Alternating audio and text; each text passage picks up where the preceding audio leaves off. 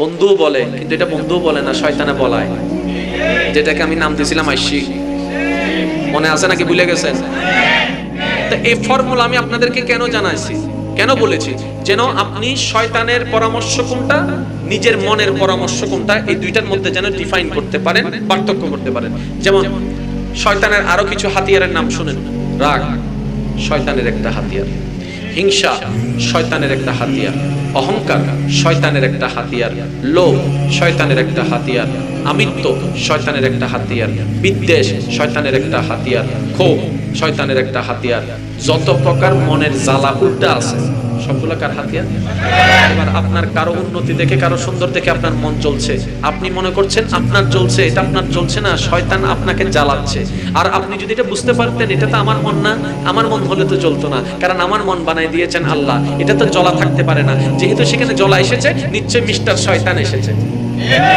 সুতরাং শয়তানে এই আসার পরে রিয়েক্ট যা করার সেটা আমরা আগের মতো আর করব। এই শয়তানের হাজারটা হাতিয়ারের ভিতরে একটা হাতিয়ারের নাম মনে রাখবেন, ডিপ্রেশন।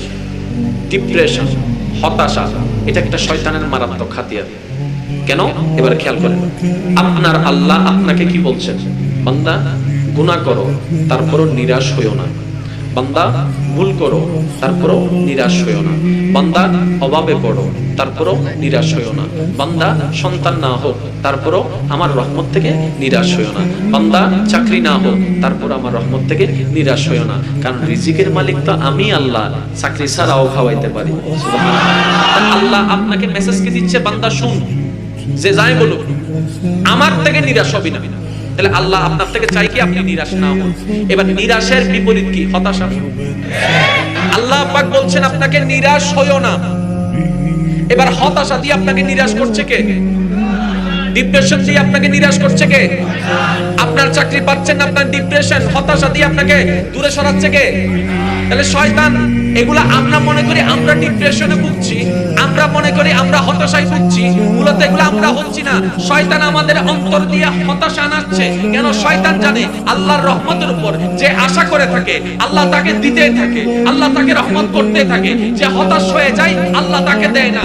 যে আল্লাহর রহমতের আশাবাদী, আল্লাহর রহমতের সে ছায়া করে থাকে, যে আল্লাহর রহমত থেকে নিরাশ হয়ে যায়, সে আল্লাহর রহমতের ছায়া থেকে বের হয়ে যায়। শয়তানের টার্গেট হচ্ছে আপনাকে আল্লাহ থেকে দূরে নেওয়া। এই দূরে নেওয়ার জন্য সে হতাশা দিচ্ছে, সে ডিপ্রেশন দিচ্ছে। এবার বাস্তবতায় আসুন, অনেক যারা সুসাইড করে কেন করে? হতাশার জন্য করে, ডিপ্রেশনের জন্য করে, মনের কষ্টের জন্য করে। এবার সবাই জানে এক কথাই, যারা সুসাইড করে তারা চির জাহান্নামী। চির জাহান্নামী হওয়া মানে কি? আল্লাহর থেকে দূরে যাওয়া, এটাই তো চির জাহান্নামী হওয়া। এবার আপনি সুসাইডটা কেন করলেন? হতাশার কারণে। হতাশাটা কেন হলেন? চাকরি না পাওয়ার কারণে। হতাশাটা কেন হলেন? জীবনে দুঃখের কারণে। হতাশাটা কেন হলেন? জীবনে একটা অনাকাঙ্ক্ষিত ঘটনার কারণে। হতাশাটা কেন হলেন? ডিপ্রেশন কেন হচ্ছেন? চাওয়া জিনিস না পাওয়ার কারণে। ডিপ্রেশন কেন হচ্ছেন? মনের চাওয়া পূর্ণ না হওয়ার কারণে। ডিপ্রেশন কেন হচ্ছেন? মনের দোয়া কবুল না হওয়ার কারণে। ডিপ্রেশন কেন হচ্ছেন? যাকে চেয়েছেন, যেভাবে চেয়েছেন সেভাবে পান নাই বলে। এবার প্রত্যেকটা বিষয়ের মধ্যে আল্লাহ পাক আপনাকে বলছে, বান্দা নিরাশ হইও না, সময় হলে আমি দিব, সময় হলে আমি দিব, সময় হলে আমি দিব।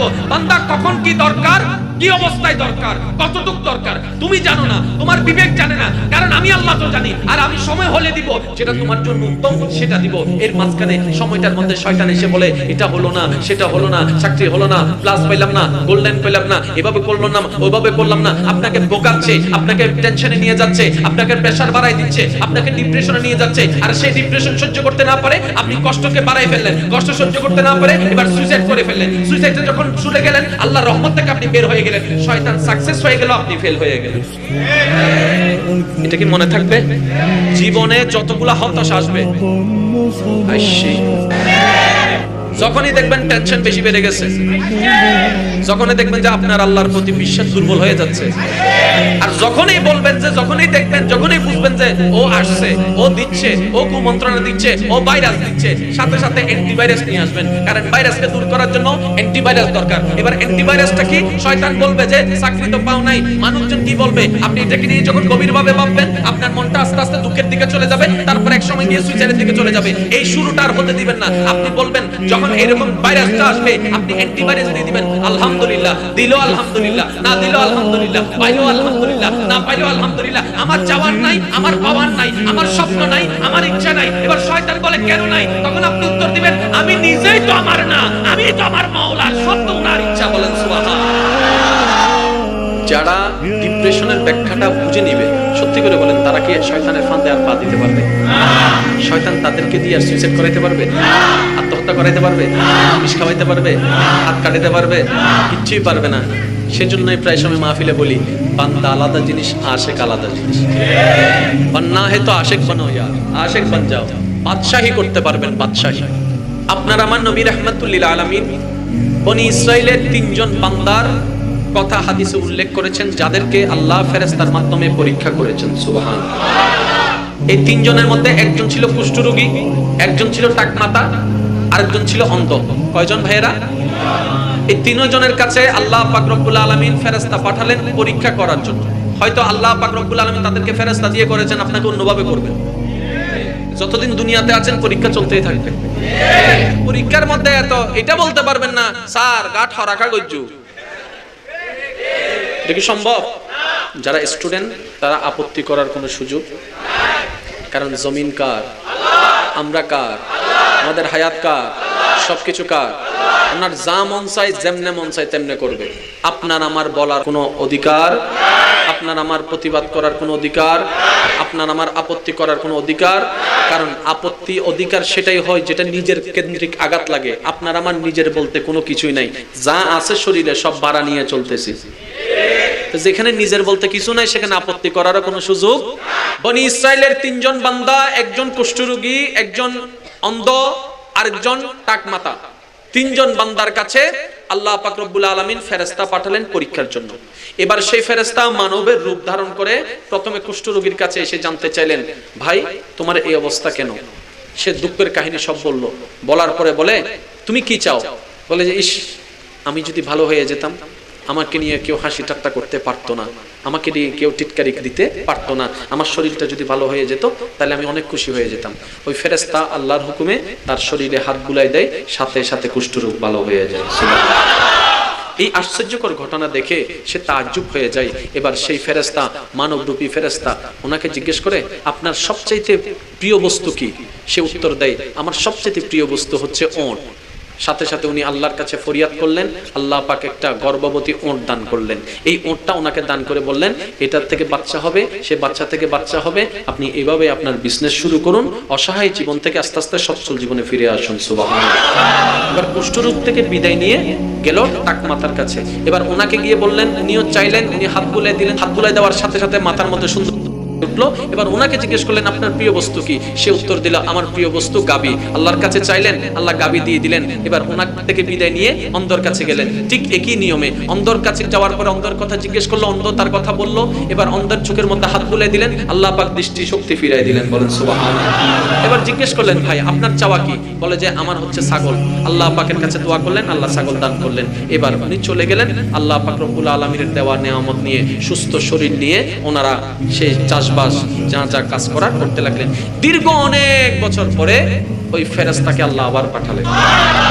এবার প্রথমে কুষ্ঠরোগীর কাছে এসে বললেন, গরিব সেজে, অভাবী সেজে, ভিক্ষুক সেজে বললেন, ভাই আমি খুব গরিব একজন মানুষ, ক্ষুধার্ত একজন মানুষ, আমার বাড়ি অনেক দূরে, একটু আমাকে সাহায্য করুন না, যেন আমি আমার বাসায় ফিরে যেতে পারি। সে বলে যে, এখানে কোনো সাহায্য চলে না। তখন সেই ব্যক্তি বলে, আপনি না একসময় কুষ্ঠরোগী ছিলেন, আল্লাহ আপনাকে সুস্থতা দান করেছে। একসময় আপনি না গরিব ছিলেন, আল্লাহ আপনাকে ওটের পাল দান করেছে। তখন সাথে সাথে সে কথা শুনে নাশুকরিয়া করে বলে, না না, এগুলো কোনো আল্লাহ আমাকে দেয় নাই, এগুলো আমার পূর্বপুরুষের সম্পদ, যেগুলো আমি পেয়েছি। এই কথা শোনার সাথে সাথে ওইখান থেকে উনি চলে গেলেন। এবার গেলেন টাকমাতার কাছে, ওনার কাছেও বললেন, উনিও দিলেন না, বরং উল্টা নিজের দাবি করে কথা শেষ করে ফেললো। এবার ওইখান থেকে উনি চলে গেলেন, অন্ধের কাছে গেলেন। যাওয়ার পরে বললেন, দুঃখের কথা বললেন। দুঃখের কথা বলার পরে ওই অন্ধ ব্যক্তিটি বলে, আপনার যেটা মন চাই সেটা নিয়ে যান, কারণ আপনি আল্লাহর নাম দিয়ে চেয়েছেন। সুবহানাল্লাহ। বলে যে, ভাই আপনি দিচ্ছেন কেন? বলে যে, আমি এক সময় অন্ধ ছিলাম, আমার আল্লাহ একজনের উসিলায় আমার চোখের জ্যোতি ফিরে দিয়েছে। আমি এক সময় গরিব ছিলাম, আল্লাহ পাক আমাকে একজনের উসিলার মাধ্যমে ছাগলের পাল করে দিয়েছে। এখানে আমার বলতে কিছু নাই, সবগুলো আপনি যার নামে চেয়েছেন ওনারই সম্পদ, ওনারই সম্পদ, ওনার এই সম্পদ, ওনার নামে আপনি চেয়েছেন, যেটা মন চাই সেটা নিয়ে যান। ফেরেশতা খুশি হয়ে গেল। ফেরেশতা বলে আমার কোনো কিছুর দরকার নাই, আমি সেই ব্যক্তি যেটা আল্লাহর হুকুমে এসেছিলাম, আমি সেই ব্যক্তি, আজকে আপনাদের পরীক্ষা করতে এসেছি। এবার বাস্তবতায় আসলো কি, ওই কুষ্ঠরোগী এবং সে টাকমাথাওয়ালা ব্যক্তি আবার আগের অবস্থায় ফিরে চলে গেল, আর এই অন্ধ ব্যক্তিটা আরো সুন্দর একটা জীবন ব্যবস্থা পেয়ে গেল। রব্বে করিম রাসূল মাকবুল সাল্লাল্লাহু আলাইহি ওয়াসাল্লামের হাদিসের বর্ণনার মাধ্যমে আমাদেরকে জানিয়ে দিচ্ছেন, বান্দারে, উম্মতরে, যখন যেভাবে থাকো আল্লাহর শরণ ভুলিও না, নাশুকর হইও না। অল্প পাও, অল্পতে শুকরিয়া করো। তোমার আল্লাহ এই অল্পতে যে কত বিশাল দিতে পারে সেটা তুমি কল্পনাও করতে পারবে না। বলেন সুবহানাল্লাহ। লাইফে শুধু এই কথাটা মনে বসাই দেন, যা আছে আপনার এখানে, যা আছে, ডাইনে যা দেখছেন, আরো জোরে বলেন, বামে যা দেখছেন, স্ত্রী, স্বামী, সন্তান, কেউ না, কিচ্ছু না। আমার কেউ নাই, আমিও কেউ নাই, আমারও কিছু নাই। একজনে বলেছে আমার চোখ, আমার হাত, আমার পা। এবার চোখে বলে হাসরে আসো, তারপর আমি দেখাবো আমি কি তোমার নাকি অন্যের। এবার হাসরে যাওয়ার পরে চোখ আপনার বিপক্ষে সাক্ষী, হাত আপনার বিপক্ষে সাক্ষী, পা আপনার বিপক্ষে সাক্ষী, কান আপনার বিপক্ষে সাক্ষী, নাক আপনার বিপক্ষে সাক্ষী। যখন আপনার দেহের অঙ্গ প্রত্যঙ্গ আপনার বিপক্ষে সাক্ষী দেওয়া শুরু করলো, এবার আপনি ভাবতে লাগলেন, হাই হাই, সবগুলোতে আমার ভেবেছিলাম, কত যত্ন নিয়েছিলাম চোখের, আজকে চোখটা বেইমানি করলো। দাঁতের কত যত্ন নিয়েছিলাম ব্রাশ করে, সেটাও আজকে আমার বিরোধিতা করলো। আসলে তো আমার বলতে কিছু নাই। এবার সর্ব অঙ্গ বলে, এইটাই তো তোমার দুনিয়ায় বোঝা দরকার ছিল, তোমার বলতে কিছু নাই। তুমি যদি সেটা বুঝতে শিখতা, তোমার ভিতরে অহংকার বাস করতো না। তুমি যদি সেটা বুঝতে শিখতা, হিংসা বাস করতে পারতো না। তোমার মধ্যে যদি এটা বাস করতো, তাহলে তোমার ভিতরে লোভ বিরাজ করতে পারতো না। যতই তুমি এগুলা থেকে মুক্ত হতে পারতা, আল্লাহর রহমতের তত কাছে যেতে পারতা। সুবহানাল্লাহ। বান্দার শুধু একটাই কাজ, আল্লাহর হওয়া। এই আল্লাহর হওয়াটাই হচ্ছে সবচেয়ে বড় ব্যাপার। কথা বলেন ঠিক কিনা? এবার আল্লাহর হতে দিচ্ছে না কে? আচ্ছা, শয়তান কি আপনার হাত ধরে আছে, পা ধরে আছে? কেমনে দিচ্ছে না? সে কি করছে জানেন? যে মন দিয়ে আপনি আল্লাহর হবেন, সেই মনের উপর সে কব্জা করে আছে। শয়তান আপনার দেহে কোন জায়গায় কব্জা করছে দেখেন তো? কানে, হাতে, পায়ে, আঙ্গুলে, কোথায়? শয়তান এত জায়গা থাকতে তুমি মনটাকে বাছাই করলা কেন? বলে যে মানব দেহের এই একটা জায়গা যেখান থেকে তুমি যদি মন থেকে সিজদা দাও, সিজদাটাও কবুল হয়ে যাবে, মন থেকে দান করো, দানটাও কবুল হয়ে যাবে। সেজন্য সে মনের মধ্যে দখল করে বসে আছে। আপনার উচিত, আপনার টার্গেট থাকা উচিত, আপনার চেষ্টা করা উচিত সে মন থেকে তাকে লাথি মেরে বের করা। আরেকটু জোরে বলেন না। এবার শয়তানকে কি দেখা যায়? শয়তানকে কি ধরা যায়?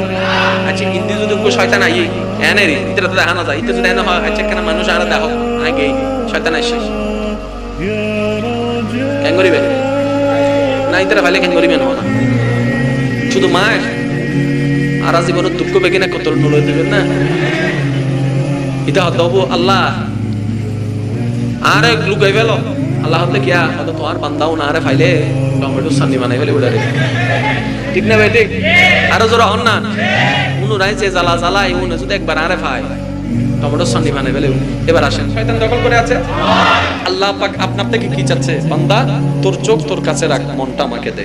হাতটা তোর কাছে রাখ, মনটা আমাকে দে। আল্লাহ চাচ্ছে মন, শয়তানও দখল করে আছে মন। এবার আল্লাহ কোন ইবাদত পছন্দ করে?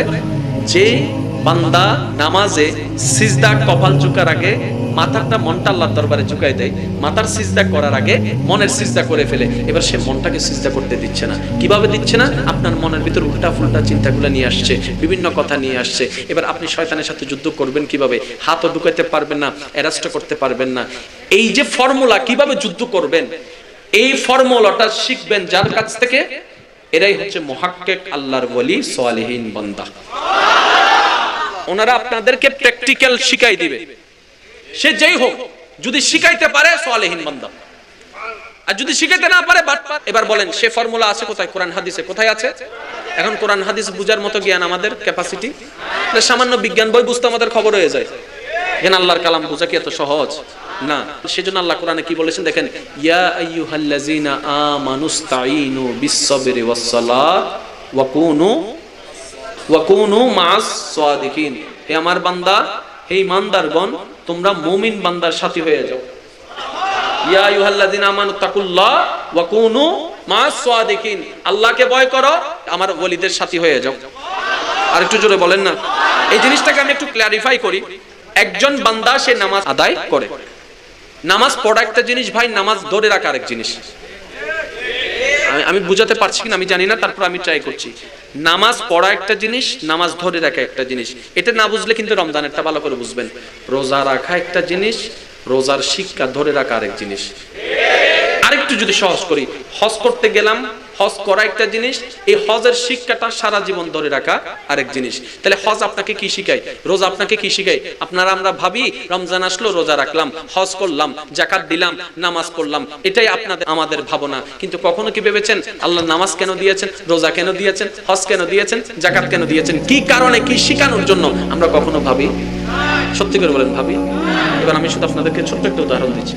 আপনি যখন হজে গেলেন, এহরাম যখন আপনি পরিধান করলেন, একটা মশা মারাও, বলেন না, একটা মশা মারাও যাবে না। কেউ যদি আপনাকে ধাক্কা দেয়, মেজাজ দেখানো। কেউ যদি আপনাকে পিছন থেকে তাওয়াফ করার সময় একটা কুনি দিয়ে আঘাত দেয়, উল্টা আঘাত দেওয়া। আপনি যদি কাফেলার মধ্যে আছেন, সবাই ভাত পেয়েছে, খাবার পেয়েছে, আপনি যদি খাবার না পান, মুআল্লিমের সাথে চিল্লাফাল্লা করতে।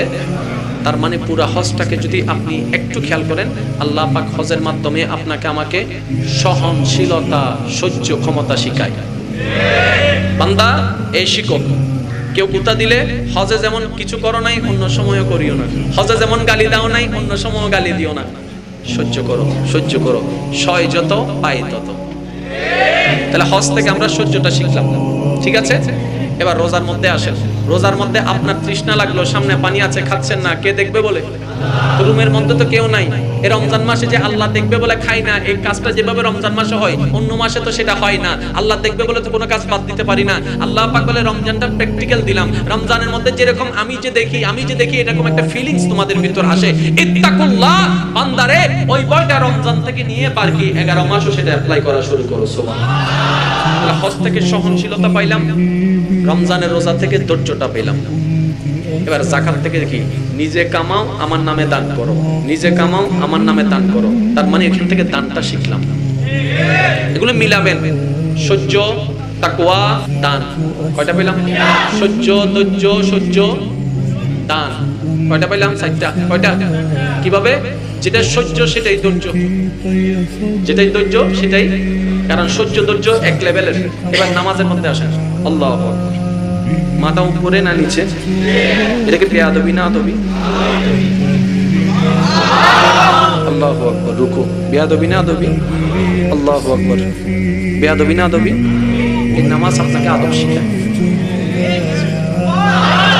নামাজের মাধ্যমে আদবটা শিখবেন, রোজা থেকে তাকওয়াটা নিবেন, হজ থেকে ধৈর্য এবং সহ্যটা নিবেন, যাকাত থেকে দান নিবেন। এবার 4টা বিষয় দেখেন। দান আল্লাহর পছন্দ, সহ্য আল্লাহর পছন্দ, ধৈর্য আল্লাহর পছন্দ, আদব আল্লাহর পছন্দ, তাকওয়া আল্লাহর পছন্দ। এই 5টা কোয়ালিটি এবার নিজের ভিতরে নিয়ে আসেন, বাকি 11 মাস বান্দা হয়ে যাবে। যতজন ওলি আল্লাহ আপনারা নামে চিনেন, যতজন ওলিকে আপনারা নামে চিনেন, প্রত্যেকজনের জীবনীতে দেখেন এই 5টা আছে। আবু বকর সিদ্দিকের জীবনীতে দেখেন দান, সহ্য, ধৈর্য, তাকওয়া। এবার আসেন ইমাম হুসাইনের জীবনে ধৈর্য, সহ্য, তাকওয়া, দান। আর হযরত ইমাম আবু হানিফার জীবনী দেখেন ধৈর্য, সহ্য, দান, তাকওয়া, আদব। মিলান, আপনারা মিলান, যদি না থাকে আপনারা বলেন। তারপরে হযরত আব্দুল কাদের জিলানীর জীবনী দেখেন ধৈর্য, সহ্য, তাকওয়া, দান, আদব। তাহলে আল্লাহর যতগুলা প্রিয় বান্দাদের লিস্ট আপনি করবেন, আপনি আপনার মতো লিস্ট করেন, সমস্যা নাই। দেখবেন প্রত্যেকটা বান্দার জীবন চরিত্রে এই 5টা কোয়ালিটি বিদ্যমান আছে। এবার সেই 5টা কোয়ালিটি যদি কোনো রকম আস্তে আস্তে একটু একটু একটু করে যদি নিয়ে আসতে পারেন, একদিনে হবে না, এক সপ্তাহে হবে না, এক মাসে হবে না, কিন্তু আপনি যখন ট্রাই করতে থাকবেন, এই ট্রাই করা অবস্থায় যদি মৃত্যু বরণও হয়, হাসরের ময়দানে রব্বে করিমের কাঠগড়ায় দাঁড়ায় এতটুকু বলতে পারবেন, মওলা বুঝতে আমার দেরি হয়েছে সত্য, কিন্তু যেই দিন থেকে আমি বুঝতে পেরেছি সেই দিন থেকে তোমাকে রাজি করার জন্য আমি চেষ্টাই লেগেছিলাম, আমি পারি নাই মওলা, চেষ্টা করেছিলাম। আর আপনারা ভালো করে জানেন, যে ছাত্র চেষ্টা করে টিচার কখনো তাকে পানিশমেন্ট দেয়। খালি হাত জমা দিলে আর যদি মনোরহম না পারে, কিন্তু গুতাগুতি করছি না না আর ছাত্রই চেষ্টা করছি তো, ঠিক না ভাই? ঠিক। আল্লাহর করার জন্যই আল্লাহ পাক গাইডলাইন দিলেন, কোরআন কি দিলেন? এবার কোরআন বুঝার ক্যাপাসিটি আমাদের ব্রেনে। আল্লাহ পাক কি করলেন? এই কোরআনকে এক সাইডে রেখে নবীকে প্র্যাকটিক্যাল ভাবে নাজিল করে দিলেন। সুবহানাল্লাহ। এই আমার বান্দারা, আল্লাহ পাক বলে আমার নবীর চরিত্র মোবারক দেখো, জীবন দেখো, এদিকে কোরআনকে পড়ো, এদিকে কোরআনকে পড়ো, এদিকে নবীকে দেখো, এদিকে কোরআন পড়ে যা পাবা নবীর চরিত্র মোবারকে তোমরা প্র্যাকটিক্যাল হিসেবে সেটাই পাবা। সুবহানাল্লাহ। এবার আমি আপনাদেরকে একটা প্রশ্ন করব, আপনারা উত্তর দিবেন। কোরআনই নাজিল শুরু হইতে এত নবীর বয়স মোবারক কত? বছর লাগি? 23 বছর বছর? তাহলে পুরা কোরআন কমপ্লিট হইতে লাগি 10 বছর? 23 বছর। অনুরুদ্ধার হেদায়েতুল কিতাব কি? এবার কোরআন ইবে নাজিল হইতে নবীর সময় লাগি বছর। এবার 23 বছরের ভিতর বহুত সাহাবী খবর কি না নাও যায়, জাহান্নামী না জান্নাতি? পুরো কোরআন তো নাও ভাই। সেই কোরআন অনুসরণ করি অনদায় জান্নাত যাইও। সাহাবায়ে কেরাম তো বেগুনে কোরআন ইবে নাও ভাই। কেউ 2 আয়াত পাই, কেউ 5 আয়াত পাই, কেউ 10 আয়াত পাই, কেউ এক পাই। পুরা সাহাবায়ে কেরামের জীবনে সন্না। আবু বকর সিদ্দিক পুরা কোরআন নয়, আবু বকর সিদ্দিক আকরগি কেন? আবু বকর সিদ্দিক কেন? আরা তো কোরআন অনুসরণ করতাম চাই, ওনার আমলত তো কোরআন পরিপূর্ণ নয়, ওনাদের সিদ্দিক আকরগি। আবু বকর সিদ্দিক হতে কোরআন আয়াত সময়ে সময়ে এসেছে। এই কোরআনের অবয়ব কফিল দিয়ে নবী মুস্তাফার চরিত্র মোবারক। সুবহানাল্লাহ। তাহলে সাহাবায়ে কেরাম সম্পূর্ণ কোরআন ফাইদে পড়ে, কিন্তু কামেল গিয়ে দে, যোগ্য গিয়ে দে, উপযুক্ত গিয়ে দে আমার কেন এখন মাদ্রাসা পর্যন্ত বেগুন হতে রহমাতুল লিল আলামিনের মাদ্রাসা। হাই হাই হাই হাই, কেন ভাগ্য ইতার কি সৌভাগ্য নবীর ফিসুদি নামাজ পড়ছি দেওয়া, ইমাম ফাইদে নবীর মতো, নবীর পর ইমাম ফাইদে সিদ্দিকুর মতো ওয়া বাদ থাইয়ে দে নবিল্ল, বসিতে নবিল্ল, উঠতে মজার হাদিস মনত পড়ছে। হযরত আবু বকর সিদ্দিক আর নবীর একখান অভ্যাস মোবারক আছিল দি এশারের নামাজের ফর বেগুনুরে বিদায় বিদায় হন নাকি বিদায় আবারই তার স্তুত হতে সবে সাদিক হতে। সবে সাদিক মানে সকাল 6টায় বেন ওই যে তুইতে ডাক মারে কক কক এতে আবু বকর সিদ্দিক যাতে রাসূলুল্লাহ বিদায় লইয়ারে ঘরত আইস্তু আম্মা জান আয়েশা হদ্দা আয় আর বাবুরে দেখতাম দে শুধু 1000 আরে একবার গুণ নজর আরে বাবা কোন শোনা হতে ফজর নয়, এই যে ফজর নয় এত তো ইন্নু আছে, এই যে ফজর নয় না, এই যে 32 রাত আছে। আরে মানরকা আব্বাই লাগা গেল হতে ফজর হইব, হতে দরজান কইলাম, হতে মসজিদে নববী যাইম, হতে আবার ওয়াদুহা ওয়ালা রাহমাতুল লিল আলামিনের চেহারা না বার দেখুন। সুবহানাল্লাহ। ইতারা তৃষ্ণা আছিল দিয়েন আল্লাহ রাসূল হাদিস বর্ণনা করেন হতা হর আল্লাহ রাসূলের সাহাবী আনসারী সাহাবী এগুলো সাহায় থেকে ইবে সনে বুঝা যাচ্ছে হতার মনোযোগ কেন সাহায় থেকে তার সাহাবী হদে কি হই উন্নু না হদে নুন ইলিন আবার উনিত্তাজুম তোমার তো নুন ইলাইন ফরাও ভাই তোমার তো না আবার উনিত্তাজুম।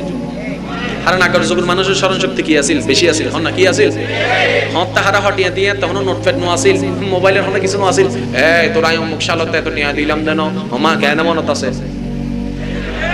ঠিক না ভাই? ঠিক নুন ইলিন তোমার তো উনিত্তাজুম, কিন্তু জিয়ান সাইতে কি এন্তা সাইতে না নবীর মিকে সাইতে তো কি ভাগ্য কি সব আর নবী যেদিনে দুনিয়ার থেকে ইন্তেকাল হই সারি মিকে যেতে খবর ছড়াই গিয়ে নবীর ইন্তেকালের খবর সব জায়গায় যখন ছড়াই গেছে মদিনার আনাচে কানাচে, তখন আল্লাহ রাসূলের একজন সাহাবা মাঠে কাজ করছিলেন, ক্ষেতের কাজ। যখন ওনার কান পর্যন্ত খবরটা আসছে সাথে সাথে উনি রব্বে করিমের দরবারে ফরিয়াদ করলেন, আল্লাহুম্মা ইজহাব বাসারি, আল্লাহ আমাকে তুমি অন্ধ বানাই দাও। যখন শুনছে নবী রাহমাতুল লিল আলামিন দুনিয়া থেকে বিদায় নিয়েছেন জাহেরান ভাবে, উনি সাথে সাথে দোয়া করলেন, আল্লাহ আমাকে অন্ধ বানাই দাও, অন্ধ বানাই দাও। এবার বিবেক প্রশ্ন করে অন্ধ হতে চাও কেন?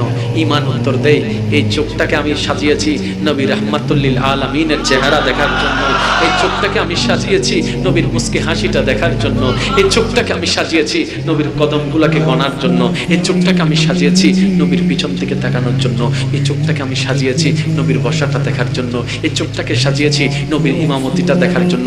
আজকে যদি আমি সেই নবীকে দেখতে না পারি, আমার এই চোখ দিয়ে কিচ্ছু দেখা দেখার আমার স্বাদ নাই, স্বাদ মিটে গেছে নবীকে দেখে, ইচ্ছা মিটে গেছে নবীকে দেখে, নতুন কোনো চাওয়ার নাই। আমি অন্ধই হয়ে থাকি, অন্ধই হয়ে থাকি, অন্ধই হয়ে থাকি। দোয়া করলেন, সাথে সাথে কবুল। হাদিসে পাকে এসেছে উনি ইন্তেকাল পর্যন্ত অন্ধই ছিলেন, কিন্তু আল্লাহর কুদরত এমন ভাবে ওনাকে সাহায্য করেছেন, অন্ধ হলেও উনি সচক্ষু মানুষওয়ালার চাইতে আরো ভালো বুঝতেন, আরো ভালো দেখতেন। বলেন সুবহানাল্লাহ। এবার বাস্তবতায় আসেন, যারা অন্ধ আছে দেখবেন আপনাদের এলাকায়, তারা কিন্তু একা হাঁটতে পারে। কিরে মামু হাঁটার দেখে নে, ওদের তোরা শক্তি যে তুই দেহস আর আহল দিন তার চাইতে বেশি দেই। যারা অন্ধ তাদের একটু পাওয়ারটা বেশি, একটু খেয়াল করবেন। এই তুই জল দেন, কিরে ওয়া কিছু সব জুয়া আছে নাকি তোমার দেইলে কেন, তোরা আওয়াজ শুনি বুঝতে দিবে। যখন একদিকে কমাই দেয় আরেকদিকে, একদিকে কমাই দিলে আরেকদিকে বাড়াই দেয়। সেজন্য আল্লাহ কখনো কাউকে কম দেয় না, যার যতটুকু দরকার আল্লাহ পাক তাকে তত যোগদান করে। বলেন সুবহানাল্লাহ।